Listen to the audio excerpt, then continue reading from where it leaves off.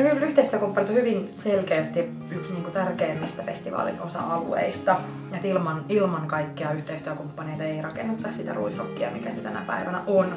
Ja oikeastaan meidän näkökulmasta LähiTapiola paikallisena toimijana, varsinkin LähiTapiola Varsinais-Suomi, on erittäin luonteva yhteistyökumppani festivaalille.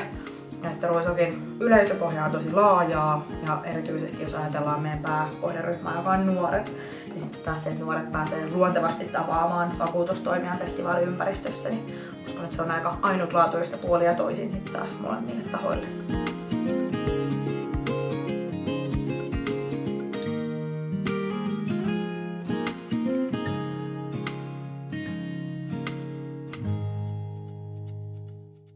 Pidä saaristo siistinä ry on suomalainen veneilijöiden ja vesillä liikkujien ympäristöjärjestö. Teemme konkreettista jätehuoltotyötä saaristossa ja järvialueella. LähiTapiola Varsinais-Suomi on ollut meille hyvä yhteistyökumppani sen vuoksi, että me ollaan todettu, että meidän tavoitteet, arvot ja halu kantaa vastuuta meidän yhteisestä ympäristöstä on hyvin samankaltainen.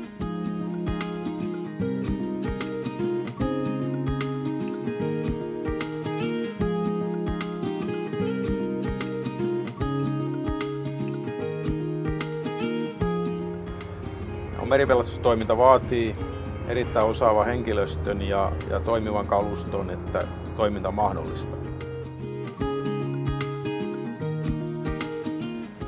LähiTapiola Varsinais-Suomi lähti innokkaasti mukaan uudisalushankintaamme ja siitä merkkinä on myös aluksemme nimi.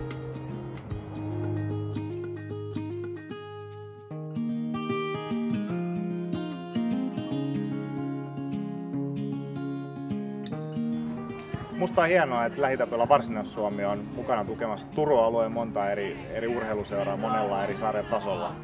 Myös meillä FC TPS on ilo olla heidän kumppani ja he on ollut niin myötä kuin vastoinkäymisissäkin meidän kumppanina ja siitä se musta se oikea kumppanuus on.